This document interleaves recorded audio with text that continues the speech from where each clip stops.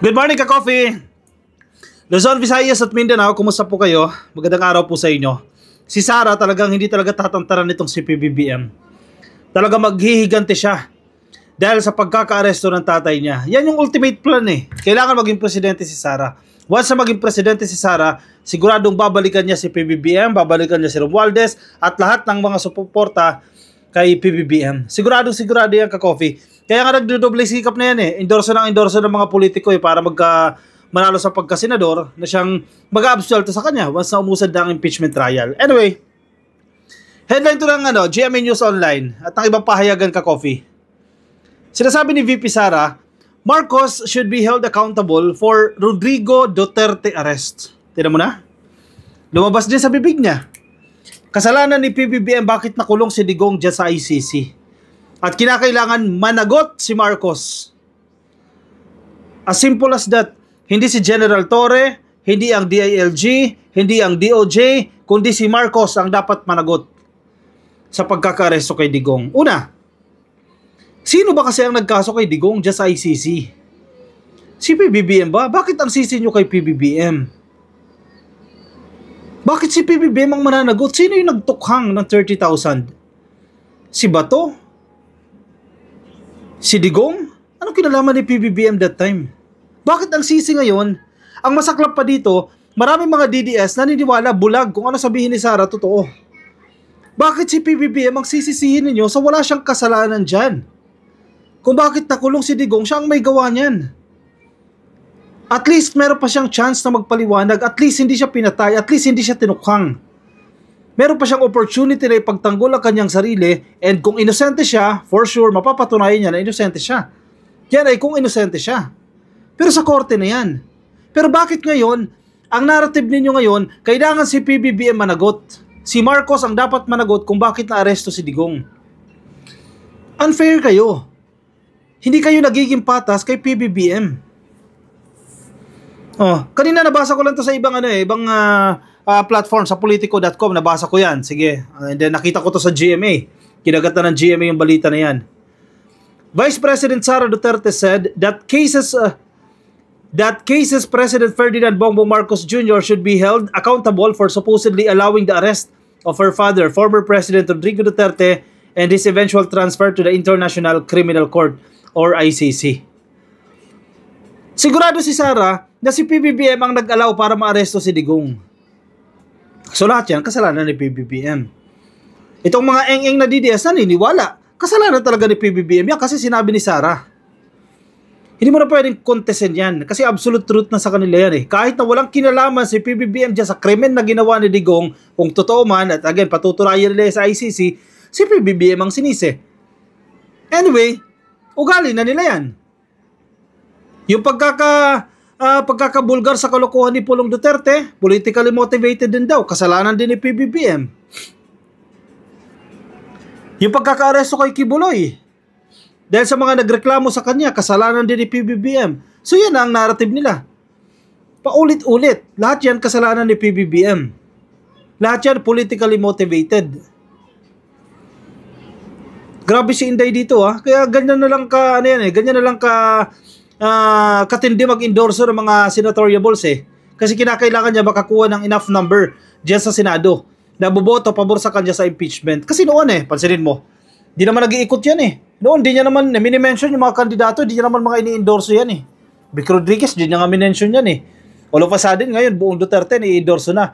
Hoping na mananalo sa Senado. Si Amy Marcos, in-endorso niya. Si Camille Villar, in-endorso niya. Alam niya na nasa kabila yan. Kasi kinakailangan niya ng as much vote as possible. Kasi once na umusad ang impeachment trial, maniningil siya.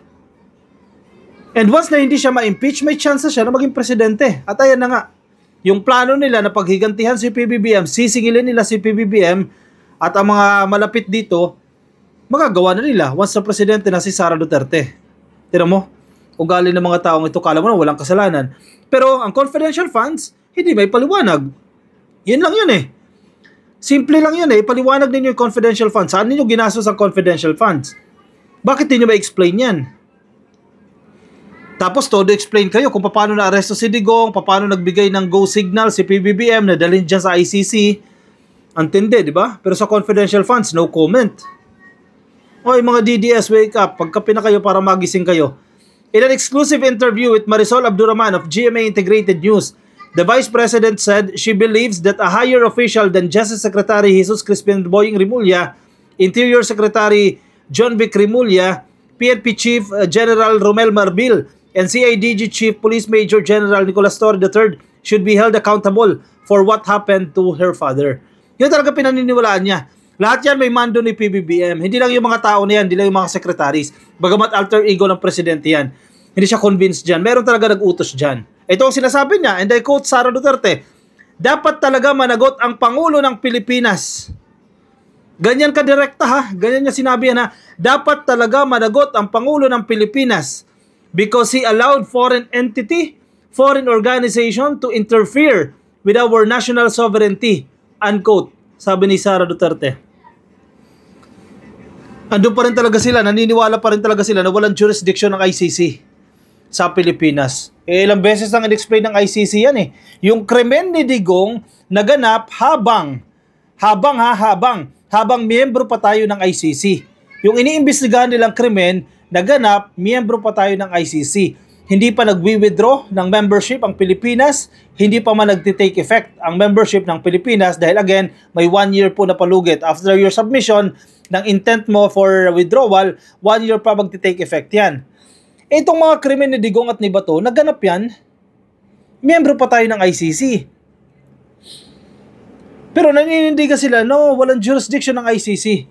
Sa Pilipinas, yes, pero sa taong may sala sa kanila, meron.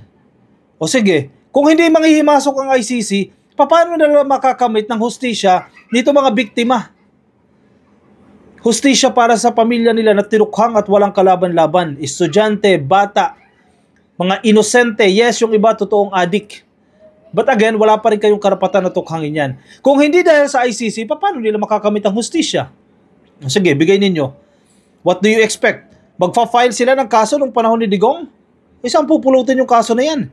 Hindi itatapon lang yan, ibabasura lang yan. Kung panahon ni Digong, isinampa yung kaso na yan eh. Buti nga may ICC para kahit papaano makamit ng hustisya. Dito sa mga tinukhang na walang kalaban-laban. Oy, Bato, ang tagal ng warrant of arrest ni Bato ha. Sabi ni Sara, and I quote again, hindi naman mangyayari lahat yon kung walang approval ng Pangulo. Yung tinatawag natin na rendition o yung pagkidnap o pagkuha ng isang citizen sa loob ng bayan niya at dalhin siya sa isang foreign jurisdiction para ipakulong doon, hindi mangyayari yan kung walang approval ng presidente. Sabi ni Sara. If ever, sige. If ever may approval ng presidente. Let's assume natin ka-coffee, may go signal ng presidente yan. Bakit naging gano'n ang desisyon ng presidente? Mag-reflect kayo sa sarili nyo. Sige, real talk tayo. Mga DDS, bakit naging gano'n kabilis? Kasi for the longest time 3 years 3 years si PBBM ng presidente. Oh, naging maingay ba yung issue ng ICC? Wala. Bakit biglang naging mainit ang issue ng ICC? After 2 years or 3 years? Dahil sa inyo.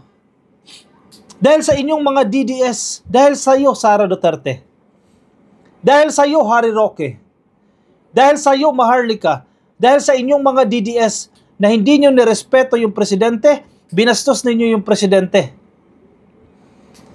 Nag-init ang presidente. If ever na mayroong go signal ang presidente, na-expedite, napabilis ang pag-aresto kay Digong.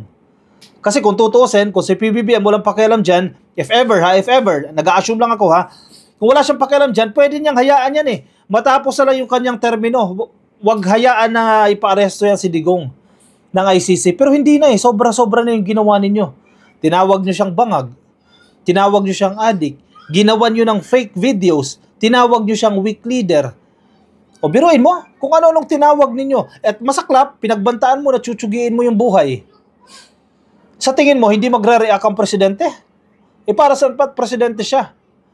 Napakaraming resources ng presidente. All at his disposal. Nagigets ninyo yung ka-coffee? Isang utos lang yan, kayang gawin. Presidente ka Pero kayo, hindi nyo na-realize yun. Binastos ninyo. Tapos sa termino ni Digong, anong ginawa nyo? Si Digong, nakisawsaw pa. Kasalanan din ng mga maisog. Kasalanan nyo rin. Pagod na yung matanda. Kakaray-karayin ninyo. Dadalhin ninyo sa maisog rally ninyo, ang gagawin ng matanda dahil takles sa madaldal kung ano-anong sasabihin against the government. Hindi mapipigilan ng bunganga. O tuloy na aresto. If ever I'm assuming nag-a-assume ako na may go signal ang presidente dyan. Total yan naman ang sinasabi nila. Sa madaling sabi, kasalanan ninyo. Bakit na-aresto si Digong? Ang masaklap, ang sisi nyo sa gobyerno. Oy, unfair naman yan. Unfair naman yan. Sana na-realize ninyo yan. Try to reflect. Tingnan ninyo. Hindi naman mangyayari lahat yon kung walang approval ng Pangulo. Yung tinatawag natin na rendition o pagkidnap o pagkuha ng isang citizen sa loob ng bayan niya at dalhin siya sa isang foreign jurisdiction para ipakulong doon. Hindi mangyayari yan. End of quote. Kasi dapat daw may approval ng presidente. Ay di kasuhan niyo ang presidente. Kidnapping pala Ganun lang yun O si Amy Marcos nag-imbestiga, may results siya. May findings siya, bakit di nyo kinasuhan ng presidente? Nagpasa kayo ng findings ninyo, comprehensive findings ninyo dyan sa investigasyon, nasa ombudsman, final ni Amy Marcos. In fact, may nagsagot na ang ombudsman, pinagsasalita to sila Boying Rimulya at ng iba pang mga respondents doon, pinapasagot. Bakit hindi nyo sinampahan ng presidente? Di ba? And let the Solicitor General explain or defend the president. Di ba? Hindi nagmamatch Si Sara, sabi niya, si presidente ang may kasalanan, pero sa investigasyon ni Amy Marcos, dyan sa Senado, hindi si PBBM ang respondent. Hindi nirekomenda na kasuhan ng presidente. Baka hindi kayo nag-uusap. Hindi nagmamatch yung sinasabi ninyo. Or, tulad ng sinasabi ko sa mga previous commentaries ko, hindi kayang birahin ni Amy Marcos ng direkta si PBBM. Takot pa rin siya kay Marcos. Para sila Marcos, no? Takot pa rin sila kay President. Kaya hindi niya nirekomenda si PBBM na kasuhan. Samantalang itong si Sara, ang sinasabi, dapat ang presidente ang managot. At sisingilin niya ang presidente. Hoy, mag-usap kayo. Hindi kayo consistent. And definitely, hindi nila talaga makakasuhan ang presidente dahil nakaupo pa siya. Sa ilalim po ng batas ng Pilipinas, may immunity ang presidente na kasuhan habang siya nanunungkulan pa, habang siya nakaupo. O yun na lang.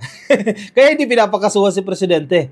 Di karma ninyo yan. Kaya nga, ang ginagawa talaga nila ngayon, nag-e-effort sila maparami yung kanilang boto para makapagpanalo ng mas maraming senador si Sara Duterte, kaya nag-i-endorso para pag dumating na yung pagboto nila dyan sa Senado, once na umusad na yung impeachment trial na yan, papabor kay Sara Duterte.